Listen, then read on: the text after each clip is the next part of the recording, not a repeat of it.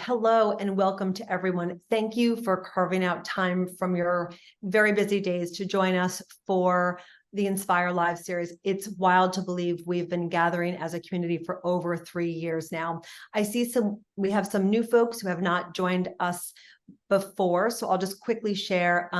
Inspire is an organization I founded 16-ish years ago. We advise HR and business leaders on all the things in today's rapidly transforming world of HR. And we're kind of in the trenches with you. We have a team of 25 plus experts, either senior or mid-level. They're across 10 states and kind of experienced in every function of HR. And we do 4 things. We partner with CHROs and business leaders in the areas of HRBP, total rewards, talent acquisition, talent management, which includes coaching. And we always bring a lens of DEIB to everything that we do. And what we're finding is that in these volatile times more than ever, kind of the mix and the mashup of both permanent talent and experts that can parachute in just in time is the thing that's needed for both, open roles, parental leaves, et cetera, as well as those strategic projects that very lean and exhausted teams are trying to get done. So again, thrilled that folks are here. You can always find past Inspire Live sessions on our site, as well as our podcast Inspired, you can catch as well, which very much features these conversations. Today, we are here to talk about the topic that is on the tip of everyone's tongue. It's kind of full of excitement, maybe a little bit of fear, and it's called AI, specifically how AI impacts all of us in areas of HR. I am thrilled to be joined by 3 friends and colleagues. Ian O'Keefe is with us, formerly of People Analytics at Amazon, and currently an HR advisor for Semper Virens Venture Capital. Amy Abel is an author and former LHH Global Talent Partner, and Rafael Perez is a HR business partner and an expert with us at Inspire. Amy, Ian, Rafael, thank you so much for being with us here today. So let's dive right in. I just want to start by very much setting the table just to make sure, we all come to this conversation at a different place in our learning journey. So we just want to really set the table and make sure we're all on the same page. Can we just start off by talking about some of these new words that we're finding are in our meetings, our strategic planning sessions? What is AI and what makes generative AI different? I know all of you could answer it, but as the author amongst us, Amy, can you kick this one off? Sure. Thank you so much, Jaime, for having me. I'm delighted to engage with this audience. So let's set the foundation, right? A quick definition of what is AI. The way I view AI is it's an umbrella term, right? It's technology that mimics human intelligence, and it might be making assumptions, it might be learning, it might be problem solving.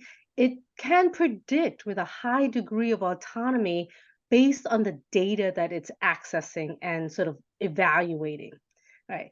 The reason why I use the umbrella term is because I think it's a little bit scary and all of us get confused because then we hear these sort of under the umbrella terms: machine learning, speech recognition, deep learning, neural networks, sentiment analysis, and now generative AI, right? All these new terminologies are basically under the umbrella of this general broad term of artificial intelligence that has this new technology in our world. So let's also talk about what's the difference between generative AI, right? So generative AI takes all the data that we just talked about, it learns patterns, it learns structure in the data, and it actually has the ability to create new data based on that. So if you think about learning from 1,000 images, photographs, and basically creating a new photograph based on 1,000 images, right? That's generative AI. And it can generate new data, new text, new imagery, lots of interesting things that can go on with this new thing. But don't get overwhelmed and confused. It's still under this umbrella of AI. I hope that's helpful, Jaime. It does. And again, just to give just to orient us, can you just give us some quick hit examples of AI generative that are showing up in our daily life, just outside of work on the home front, just so folks again can orient themselves? Anything come to mind for you? Oh, absolutely. So not generative AI, broad AI. We already have been experiencing this. If you're an Amazon purchaser, you're a Netflix user, right? That's all AI. And it's Okay. learning what you like and what you buy and what others like you buy and read and watch, all those wonderful things. A generative AI, all of you are probably already using it as well. It can create your new cover letter, your new resume, your new learning curriculum, your new strategy around what you want to think about from an HR perspective. I create PowerPoints now fairly straightforwardly with generative AI because it's adopting topics from the world, if you will, and creating something new. So lots of different examples out there. It's great. And I love this because I do keynotes all the time and meet with leadership teams that very much have AI on their strategic agenda for 23, now 24. And AI, I think you can kind of see folks get a little nervous. And I just want to orient, we're already dealing with AI. So I'm just always focused on nutrition. I'm watching this great Netflix series it's called The Blue Zone. It's about places on the planet where folks consistently live to 100+ years. And with that, guess what popped up in my Amazon feed the other day? A book about whole food, plant-based eating, right? So we're already dealing with this daily on the home front. So again, do not be afraid, right? We can just lean into it and learn together. So we want to pop up a poll again, just to understand how much our organizations are focused on AI. I know there's a whole continuum. Amazon, where Ian hails from, clearly is a trendsetter. Every organization, it's in its own place. But again, our goal with these sessions is to always ensure that you can be the smartest one in the room for those meetings that you're in. And we're finding requests from clients, keynotes, strategic planning sessions to very much focus on AI to make sure that we have vocabulary and that there are the resources against it, the budget and the time as a strategic priority. Okay, so 36% say that some leaders are focused on it, others not as much, and 32% not as focused on AI. Okay, with only 16% saying that they're seizing the opportunity, they're mitigating the risk, they're in it. Okay, great. So we have, in general, the bulk of our group are enthusiastic learners. So fantastic. We can continue that learning together. Okay, next up, without knowing exactly what's coming in the next several years or even months, are there particular HR, functions where you see the potential for major impact for AI? Is there anything in particular that we should be excited for, ready for as we go into 24 and beyond? Ian, can you kick off that one? Sure. Thanks, Jamie. Thanks for having us all here today. I appreciate it. So the way I think about this, there's been a lot of research and literature put out on this lately. Some of the best I've seen is from Ravin Jejathasan and John Boudreau from USC and from Mercer, respectively. Kind of pulling back a little bit. They've synthesized a ton of research from like Brookings and McKinsey.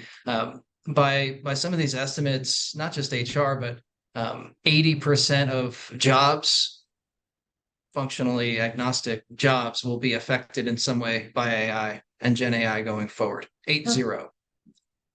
And that is not a job replacement. They're coming for your jobs. I think there's a tendency to kind of like really kind of have a whipsaw reaction to that. But the way that they've thought about it, which I absolutely agree with, is you can think about the impact in 3 buckets. One is on transactional work, one is on work that requires kind of relationships, and one is work that requires deep technical expertise. So to Amy's points and to your questions just a minute ago, Jamie, we've been at work, we've been living with AI for a long time. And when you think about like some of the impact of AI and like robotic process automation, that was all it's still absolutely on the map, but it was all the rage, 5 years ago. RPA, what's your RPA strategy? It's like, okay, if a file hits an inbox here and it has to be copy pasted there, and the RPA is great at that, following instructions.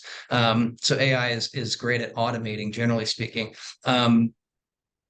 there's a lot of opinion and research that would suggest that transactional work in the next 3 to 5 years technically could be fully automated with some humans in the loop, making sure that, error kickouts and bugs aren't, kind of creeping in. But transactional work, I think, work that relies on a set process or protocol or routine that's kind of rule based is really and always has been prime territory for optimization through AI. I think where it gets really interesting is on relational and expertise based work. So if you think about, like, let's take HR as a function, and then think about some of the different domains there.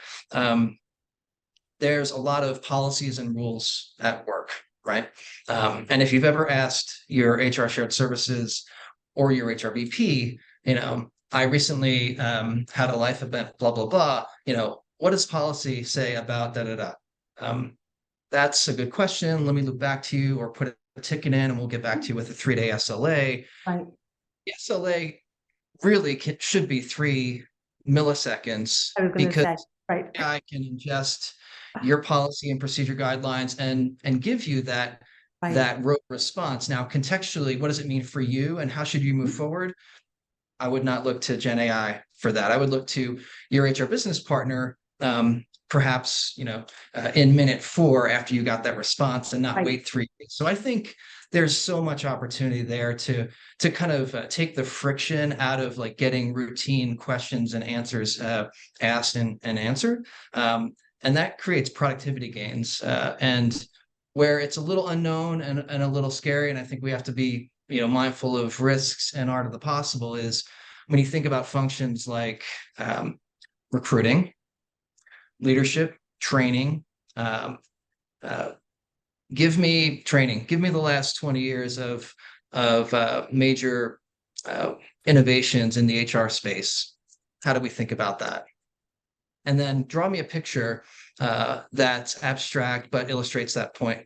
You can ask ChatGPT to do the first and Midjourney to do the second, and you don't have to spend a week researching that. Right. Then you focus on your audience and what you want them to do. And so Right.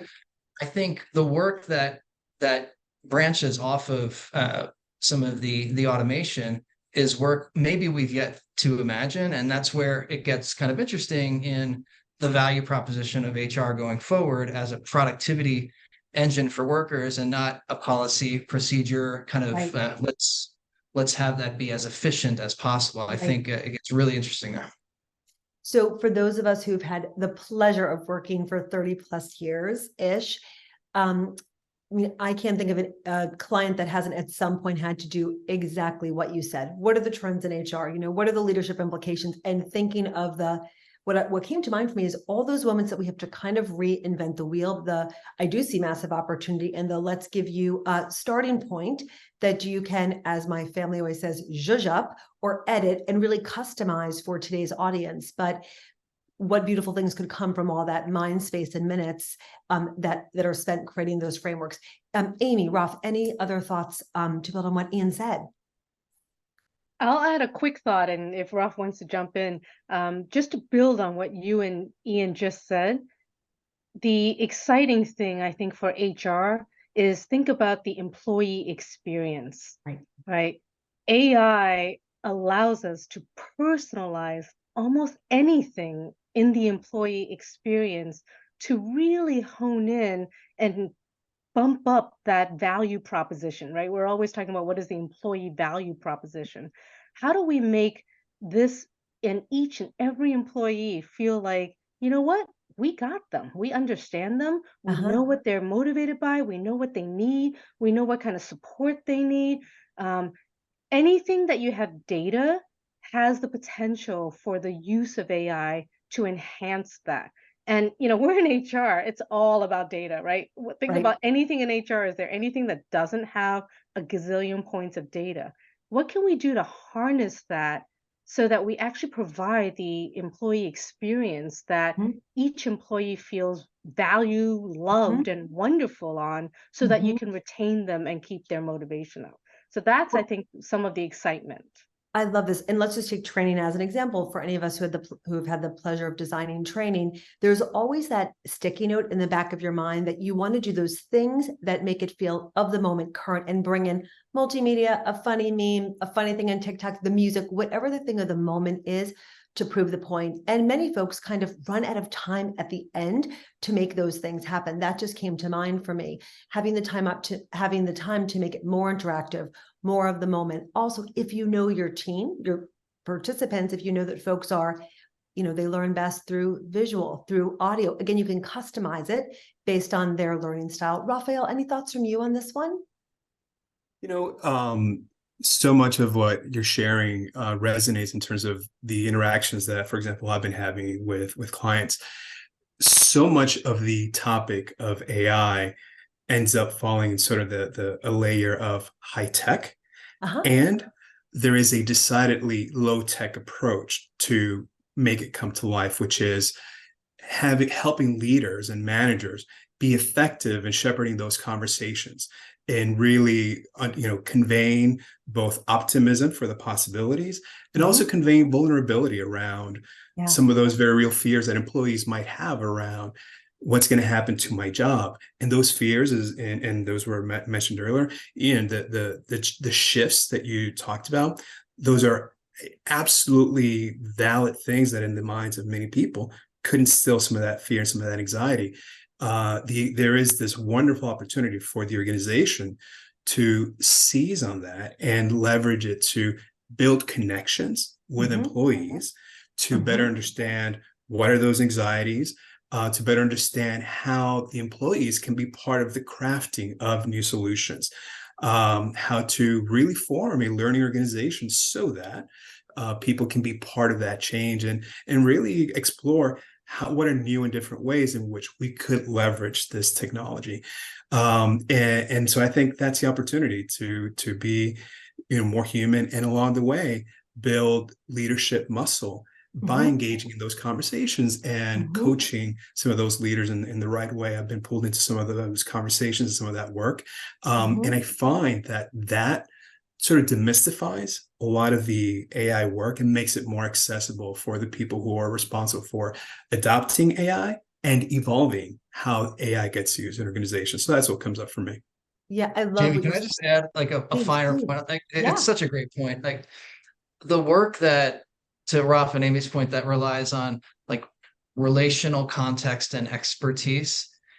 AI and Gen AI has the potential to be the world's best co-pilot for you, to augment, not replace your decision, and augmentation. I think that's the key. It's not a replacement. And then you can do all kinds of things from an experience design and kind of holistic perspective. So augment, not replace was the phrase I wanted to make sure entered into that equation. I love that hashtag augment, not replace. I'm going to remember that. I think that, and Rafael, I was thinking about, there is so much that's unknown, right? And you do hear employees get nervous about it. And I think it's yet another moment for leaders and the middle manager to kind of address the discomfort and talk about it head on with the knowledge that they do have, that they have today. And yeah, any thoughts on that? Just how leaders kind of do the messaging to their employees who are nervous about their safety of their jobs? Yeah, so one organization in particular, what they did was they actually created forums for discussion. So they created almost like a study group, and they call themselves a council. Right, AI Council. And what they did was they created this team with a cross section of people from different layers of the organization, different parts of the organization. And what they have is very few principles, but the primary principle is to learn. And these forums, they have an executive sponsor, and all it is these different people come in and bring in topics that are either fascinating, are concerning, and as a group they talk about them. And along the way, as a group, as a collective, because their primary task at that point is to learn. It's really not about driving an agenda. It's really not about fear mongering, but just in a really dispassionate way, what can we learn from this discussion? And from there, it gives the individuals in that council, but also everyone else outside of it, permission and clarity around, well, how do you experiment? And how do we speak about things like, will this take away my job? Will this replace me versus augment me, right? Mm-hmm. And from there, you unlock experimentations, and you might do sprints around it. You might unlock key messaging, right? Almost like mild scripting. Right. One thing that I actually learned from Amy was the expression, AI won't take away jobs, but jobs will be affected by other humans who can use AI in their work, right? And so how do you speak about that in a way that is very honest, but also very constructive? So, like I said, one example that I would say in answer to your question is creating spaces for that very helpful discussion, and that the success measure of those spaces is, are we learning, and what are we doing with that learning?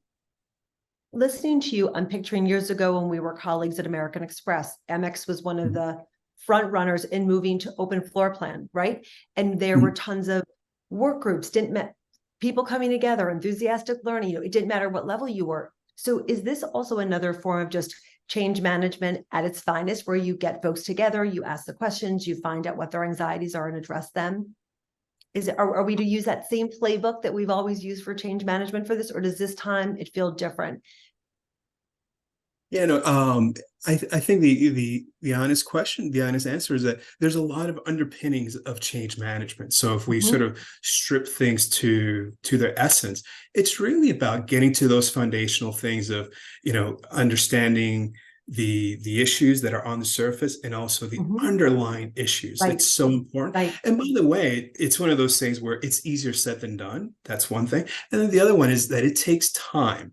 And that's an important consideration, because while all of this is very much grounded in change management, there's a tension that many HR practitioners are going to need to manage between devoting and investing the time in that uncovering and addressing, and moving quickly, because that's also, an essence of and a principle of these artificial intelligence technologies.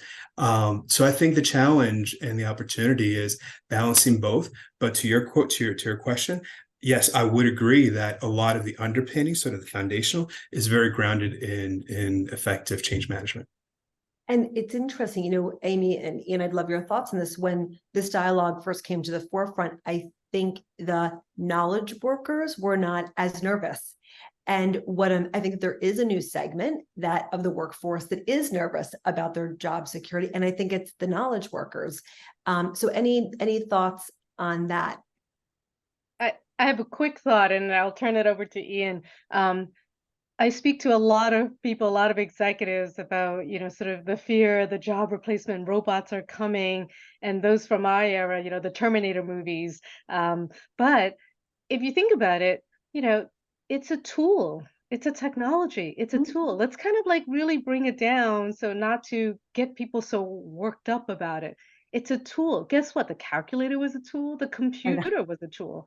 Okay, I remember when we didn't have computers at our desk in the workplace, okay? And, memos were on paper, not email, right? Those were huge changes to our lives and to our workplace. This is another example. Now, it's a very powerful tool, right? I'm not diminishing it. It's a huge, powerful, strong tool to use, but let's figure out how to use the tool so that we can improve our lives. And again, we're already, it's already in our lives, with the Amazons and the Netflixes, right? Like, so again, we just bring it down to, this is a tool we need to learn how to use and use well. That's, so. Ian. Just a quick build on that. I wholeheartedly agree, Raf, with you and Amy. I would put an and on that. And I think it's a little different in that I don't see this as much as leaders, what should leaders say to employees? I think more about it as what shouldn't leaders say to employees. This is going to be co-created as much as anything. It's very open. If you're implementing a huge new ERP, for instance, that's very top down. There's a ton of like cost and kind of process and market-based constraints on that. Not so much with generative AI and the use cases that could be helpful here. So, Amazon, for instance, has been having like science hacks for years. Hey, great ideas, bring them. Let's grade them. Think big, start small, scale fast. And to Amy's point, this is a tool that can fit that mental model, and it might be a little bit of a shift to open up the kind of intake of ideas of how this can be helpful without maybe leaders sliding into that habit of like, I'm going to solve it and then tell what the solve is. Like, let's co-create within some reasonable constraints and think about what's best for everyone. And that's new and exciting. Maybe it's new and scary for some that want to have it be more top down, but I think it can be a little bit more comprehensive than maybe we've seen in the past. And I think of Hollywood, the strikes in Hollywood with writers of kind of what just went on. Just Sure. what went down. I remember in Q1, maybe early Q2, I felt like every conference, event, forum I went to had the same opening remarks. I went on ChatGPT to think of a funny joke to open up with. I was like, oh my God, everyone is obsessed with the opening line from ChatGPT. But then the writer strikes happened with Hollywood. And I think that was kind of the first example for me of kind of knowledge workers, if you will, where it was kind of front and center that they were truly nervous about Comedians didn't appreciate that as much, right? They're Exactly. filing lawsuits. I mean, like literally. Right. So Yeah. yeah. Yes. Yeah. So that kind of jumped out. Can I add a last thought to this Please, one, yeah. Jamie, based on your example with, the writers, and I'm not going to dig into that issue, but if we think about it's a technology tool, human beings have always distinguished themselves with things that cannot be replaced by technology. So in this case, creativity, right? Innovation, quirkiness, you can't get that out Right. of computers, right? Or at least not for a very long time, Right. not today. Right. And to think that a machine can replace our innovative creativity, our empathy, right, our compassion. Think of all these words that are innately human. How do we bring that out? Because we don't need to compete with AI Mhm. for processing 3 billion points of data in 3.5 seconds. I Mhm. can't do that, and I never will, right? But I Mhm. can do a lot of different things. And, that's, again, just that made me think of that point when you were talking about the strike. No, it's a great example. I mean, remember back in the day when you would write a friend a birthday card and then it kind of evolved into a voicemail and then you found yourself sending an email. And now for some of our oldest besties, it's a text. I mean, just think of how that is just a life example has evolved. When I get an old school birthday card from a dear friend, it holds so much weight because they knew our jokes from when we were 8, right? Like there are examples of from our life of how things have evolved. I think we need to kind of call on, as you said, not be fearful, Amy, and just also realize that there's nothing like that human emotion, that EQ, the compassion piece. So, Ian, I want to kind of shift gears a little bit and talk about some of the risks, right? This is something we're enthusiastic about. We've established that there's a lot of good. We're seeing the cup is half full.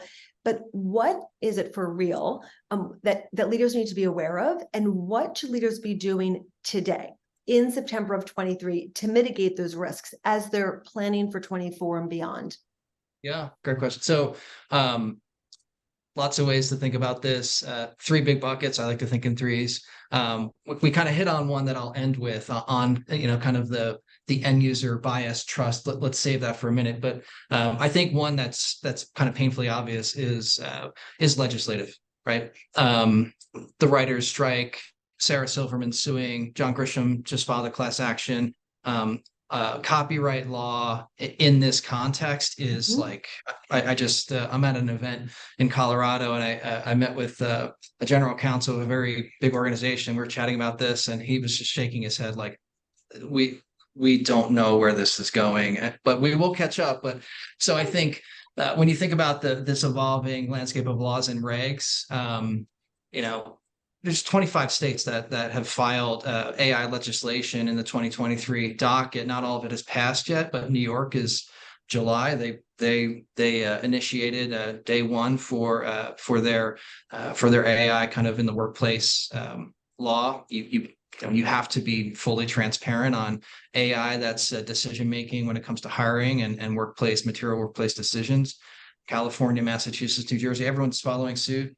The entire EU AI Act is kind of blanketing with that context in mind. So I think that's one space. Just having a really tight kind of partnership with your legal team on where this is going and how you keep up with that as an org.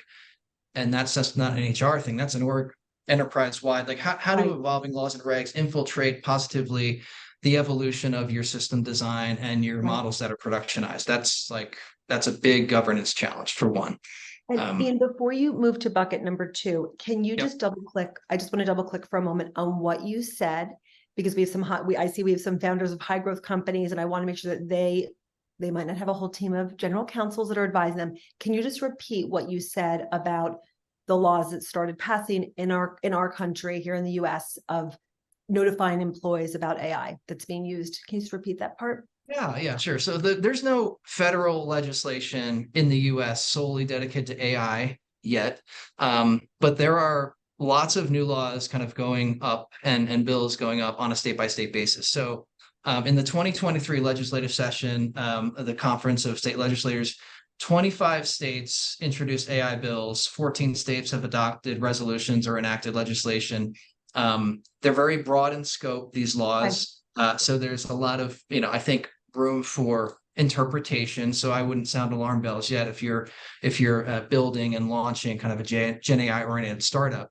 But there are other startups whose purpose is to monitor these laws and regs. Fair Now AI is one of them. A friend of mine, Guru Sethapathi, started that from Capital One. So I would look to, I would keep your eye on government sites. I would talk to your attorneys that you use to incorporate, and I would look to the collective kind of founder set on how they're keeping up with this, some of whom may have propped up solutions to help you. Yeah. And so in orientation, onboarding, we signed a gazillion forms. We hope that employees read them all. We don't know if they do. Are you saying that we should be thinking about employees being notified that just how AI is going to impact their job, or be involved or not be involved in strategic decision-making? Well, I mean, if in New York, for instance, absolutely. NYC Local Law 144, look it up. It's, if you have trouble sleeping, look it up and read it. But it prohibits employers from using automated employment decision tools, AEDTs, like that. That's, so if you just Google that, you have to have an independent audit of that. And so with that comes informed consent and transparency. And why would you have an independent audit if you weren't going to pull that line all the way through to the employee and potential candidates that you're bringing in? So thank you. So yeah, New York is up and running. California's got they still have that bill still needs to pass their house. New Jersey and Connecticut the same, but yeah, it's an evolving thing. Once New York does it, everybody follows. Yeah. I think Raf was trying to jump in. Yeah, please. Sorry. Yeah, and you touched on it a bit there, Ian. Earlier, you mentioned the criticality of a strong partnership between HR and your general counsel's office or general counsel's team.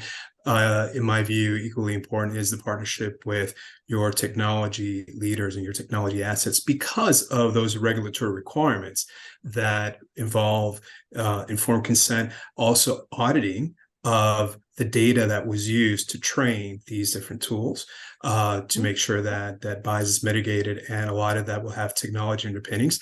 So I would make fast friends with those technology colleagues that can be sitting right next to us, navigating those conversations. Absolutely. And boy, I had mentioned to you all earlier, I was spending time with a founder end of last week and talking about how we very much need HR in the room, truly being a thought partner and co-architect with the technology team to make sure that from an employee lifecycle perspective, all this is included.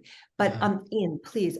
I'll wrap it because we're going there. So I'd say legislative is one. I would say there are technical risks that we're kind of alluding to here, like on the governance side when it comes to design and like human-centered design for AI solutions intended to inform, not replace, workplace decisions, you have to be all over that from a legal perspective, but also from an end user design standpoint. So putting technical stacks in place that will not just that will disallow humans in the loop for interpretate, like you have to allow for human in the loop interpretation and reinterpretation and like examination of your training data sets. I think costs are coming, running LLMs, like generalized LLMs that are massive, costs are enormous. They're coming down. Smaller language models, companies are, they're open source API calling those models, so that I think costs are coming down. And on the design side, for I think the third bucket, I would just call it like end user trust and just bias, generally speaking, right? What data was this model trained on? That's not an AI question. That's just a smart question to ask of any algorithm or prediction that you're creating. So in the case of Gen AI, though, we talked about a few minutes ago, being mindful of like the domain specific context, HR operations, training, learning, leadership, recruiting, comp, take your pick. The data will not contextualize itself. The AI will not contextualize itself based on data that is not contextualized. So having humans in the loop on the model design, review, tuning kind of goes back to governance from a tech standpoint, but this is more experiential from an end user perspective, so that when you're in that interface and you're asking how to be a better leader, I lead a team of 10, I just went from an IC to that answer, if not built on data that's trusted and maybe organizationally kind of high bar, will give you a general answer. It's like walking up to a stranger on the street asking them.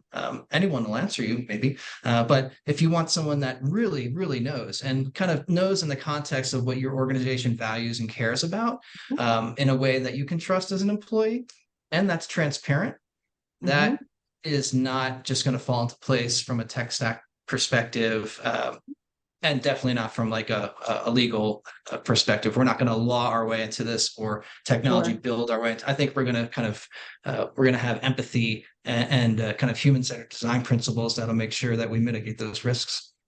And I love what you said before about, I think the term was training set, when I think about that lens of DEIB and bringing in inclusion and making sure that data isn't biased and has the right folks in the room with their own lived experience informing the data.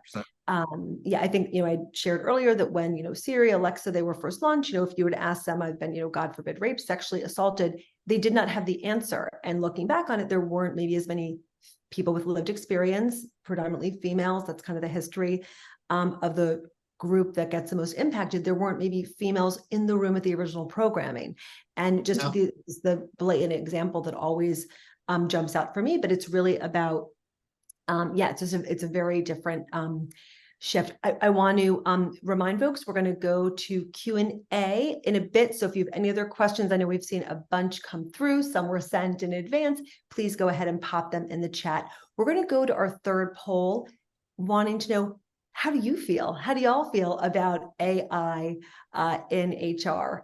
We're just curious to know if you think more positively than negative, if you're more coming from a place of more fear around the negative consequences, or you're TBD, you're on your learning journey, you're not sure what you think, you're just kind of more thinking it all through. So just really curious where folks are landing here. Okay, so 62% think it more positive than negative. Okay, so the vast majority. Okay. So with that in mind, if we think about on the flip side, I want to talk about preparing to seize the moment, kind of preparing to seize these opportunities. Again, we want everyone here to leave kind of being the smartest one in the room at the next meeting that they're in. So Amy, I'd love your thoughts on, what do we need to do now? How do we prepare, from specific policies that are needed, staff training, prioritizing data integrity, Q4, what should HR and business leaders be doing now to really maximize the potential of AI for 24 and beyond? It's a great question. I thought about it from sort of two perspectives. One is the individual, like my own view, And what we're all doing today is we're learning, right? We're learning, we're trying it out. Maybe you went onto the ChatGPT, website and, did a little practice session, right? Keep talking to people, look at webinars, pick up books, talk to experts, listen, right? We're all on this learning journey. It's a new technology and we all need to learn. So I would say continue to do that from an individual perspective. From an organization perspective, I would say look at where there might be some serious pain points. Where are the challenges that have a lot of data that maybe we can try something out with AI? And I don't know about you, but I've led a lot of teams. I would find a bright, smart young person on my team to be my partner and have them drive that wagon, right? Tell me what I need to learn. Tell me who we should be talking to. Talk to the vendors, ask questions, right? You need to and do a little experiment. Just try. If it doesn't work, go try something else. But how do we start with the most painful points that we might have? And there's so many apps and so many vendors on AI. In talent acquisition alone, about 2-3 years ago, 80% of the AI apps in HR were in talent acquisition. I was going to And say the most and data. Yeah. it really is. And my experiences today in the talent acquisition process, it's more painful than ever before. Okay. It is extremely painful. It is not user friendly. It is not good on the experience side. Despite the platforms, despite the AI, despite the technology, we're not able to match the right people with the right roles and the right skill sets and doing it in a pleasant, efficient manner despite all the AI apps that are out there. And so I would say figure out who you can talk to and start finding where your pain points are and just experiment. And when we think about experimenting in the data, are there HR teams that are trained on how to standardize the data? Just starting to think about this. Ian, do you have any thoughts on that one? Yeah, I think I think when you think about all the different HR domains and processes that transactionally kind of flow throughout an organization, those process owners, typically system owners, but they might run processes and programs, inputs and outputs. Like what are you getting from whom and in what format by which do you do that? Is it off the side of a desk on a spreadsheet? Please tell me it's not just sent over email and encrypted, like I'm going to freak out.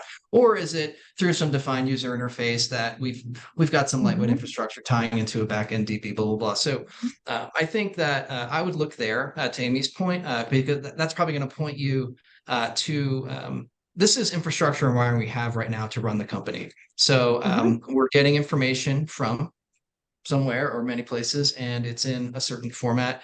Ideally, your tech team, whether you have a centralized like HR tech team or you're kind of borrowing or kind of working in a partnership with central IT, they'll have very strong opinions on the way that data ought to come in, and a lot of time process variations upstream allow end users to enter whatever they want, and that's where you can not just hack into some of the problem areas that Gen AI and AI can solve for, but into just ways to improve your data hygiene in general. So, right.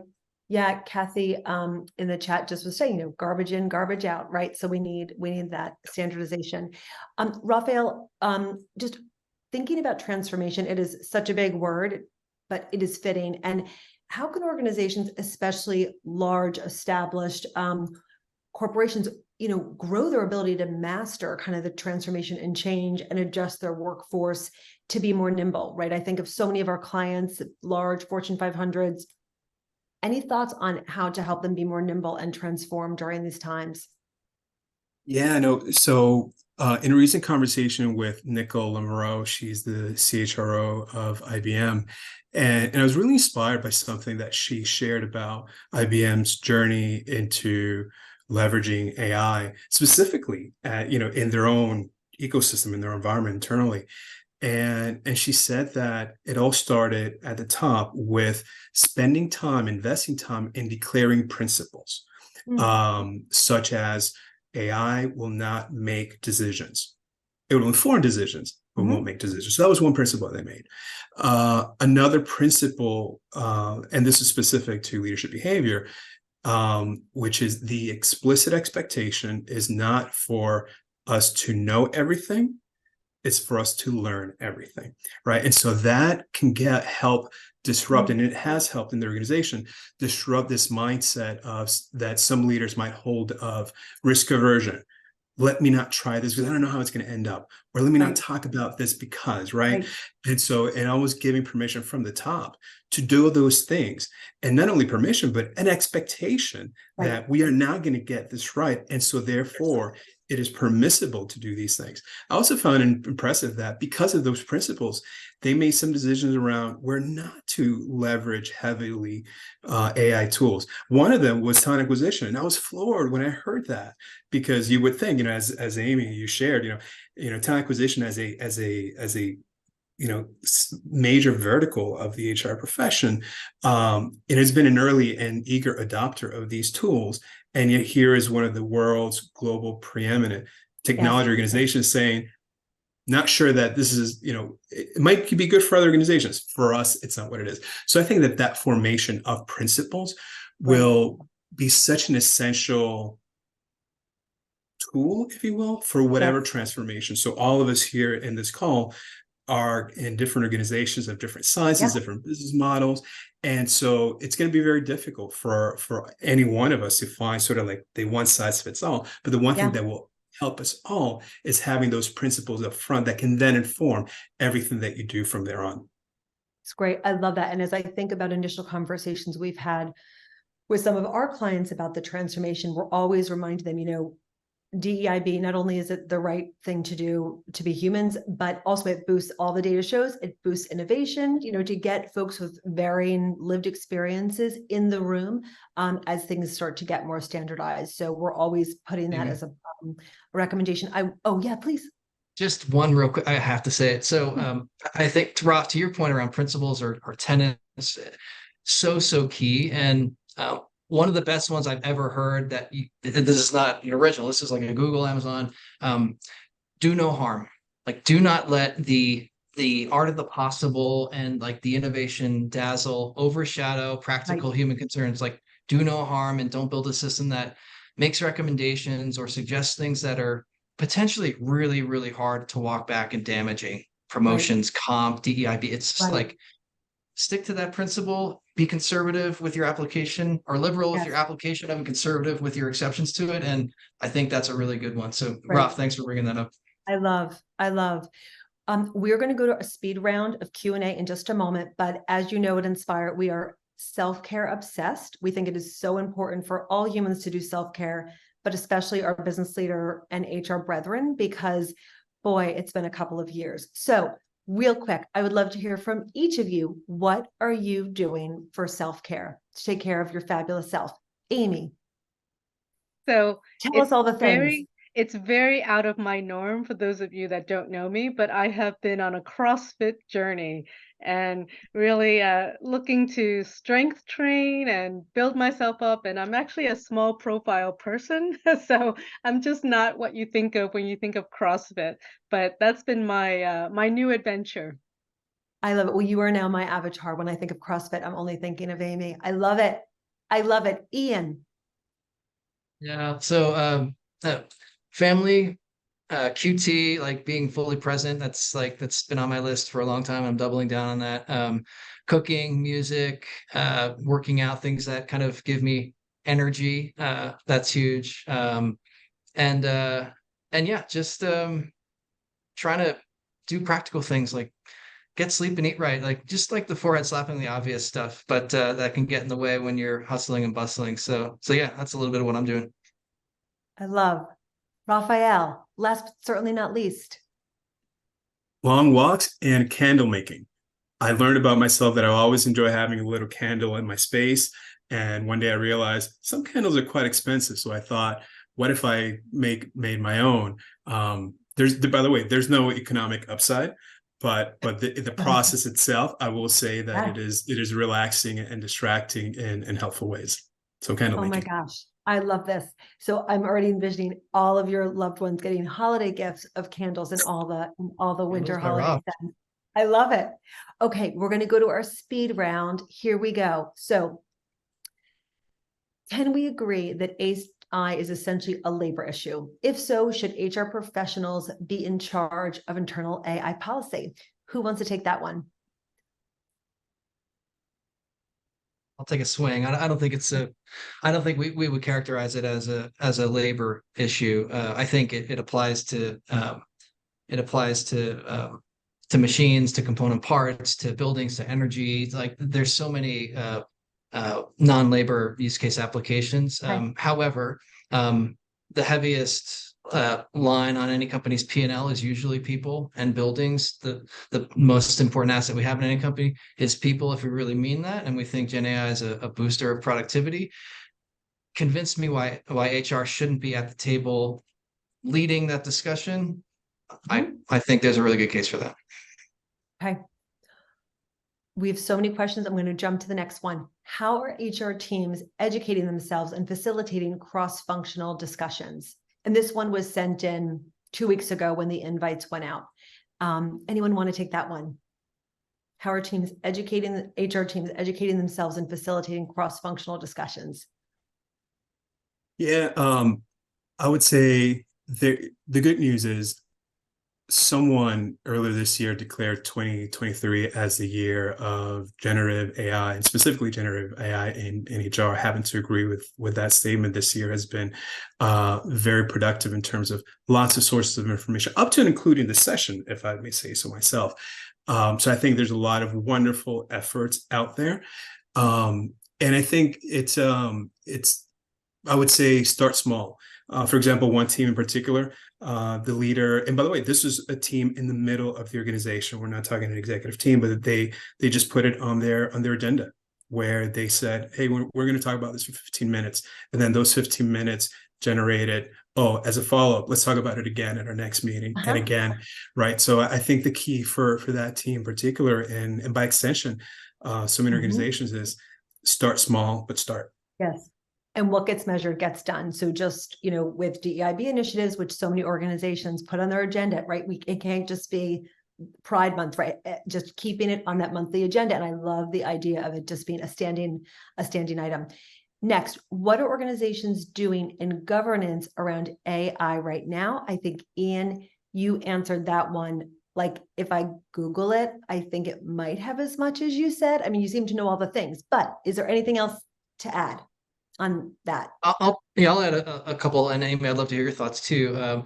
I think there's some nuances when it comes to governance that I've seen in organizations, nuances and variations by sector. So banks, in my experience, are very good at model governance review and registration, and that's a very protracted, red tapey, so to speak, process that data scientists who want to hustle and think big and start small and scale fast, they kind of roll their eyes at. I think we need a little bit of that. I think having unchecked, unbridled access in ways that are immediately deployable is a mistake. And I think we need to find the middle ground and thread that needle. But like, Amy, what would you add to that? I completely agree. Is we're not at that point in our world of AI where you should trust fully what AI is putting out. Right? Do not trust fully what AI is putting out. If you look at, let's say it's about your workforce, look at what AI is generating, Right. and really look at the report to see if it's actually matching the world in which you live, the reality, right? We talk about DEI, we talk about biases, right? Like, match that. Is this reflective of the real world, or is there heavy bias showing in what AI is putting out? Right. And so you really need to form groups, councils, reviews, all the things Ian just talked about, to say, what is AI putting out, and can we actually believe it and trust it? And you absolutely need to do that, because if you don't, you're really asking for a lot of problems. Absolutely. And maybe like a good way to think about that, just really simple mental model, is like you're building with intended consequences, and there's also unintended consequences that maybe you just wouldn't think about as an engineer, but you're your head of diversity might have really strong opinions on, and rightfully so. So just keep that in mind. Okay. What are some specific ways you see AI impacting team dynamics in the immediate future? I mean, say like in the next 24 months, how do you think AI is going to impact team dynamics? Maybe they can work faster on a couple of things that are, Okay. frankly, grunt work, Yeah. right? How can Okay. we as a team think about what's grunt work in our world, in our space, Uh-huh. and how can we have, something to help alleviate some of that so we can actually do different, more interesting, creative, higher problem solving efforts around that. Okay. And it might redesign our entire team dynamics. Absolutely, to have those honest conversations. Okay, we're going to hit one more. How would you describe the relationship between AI and data analytics, and are team members skilled in one area likely to be leaders in the other? I'll raise my hand on that one. I think especially in HR, the analytics space has been inhabited by, like, historically those who graduated and maybe moved out of operations and tech, and maybe some that have like majored in like quant disciplines, more so now than say 10 years ago for sure. But like being able to run, say, statistical difference tests on data to see if like a variation, a trend is meaningful or not, is different, very different than the statistical probability that these 10 words ought to follow the previous 5 that you entered. So I think large language model, prompt engineering, like zero shot, retrieval augmentation like these methods are very, they're very new, they're cutting edge, and I think they get into the realm of applied data science with productionized code bases that your analysts that are typically tunneling into databases that are relational and defined in SQL. It creates an amazing graduation path, but I think those two skill sets are educationally and experientially kind of different but related, and maybe that's an opportunity to define some pathways and upskilling and mentorship to have analytical brethren, so to speak, kind of learn from one another and not get too siloed in their own tasks. Great. And again, HR can play that role with career pathing and knowledge sharing across those groups. This brings us to the top of the hour. Amy, Ian, Rafael, thank you so much for sharing all of your wisdom with us. This was fantastic. And if folks have follow-up questions, I see that there are some that came through. You can always get us at hello@inspirehumanresources.com. Thank you for being with us. And for those of you celebrating the Jewish New Year, Happy New Year to you. And we look forward to gathering the community again very soon. Thanks so much and be well. Take good care.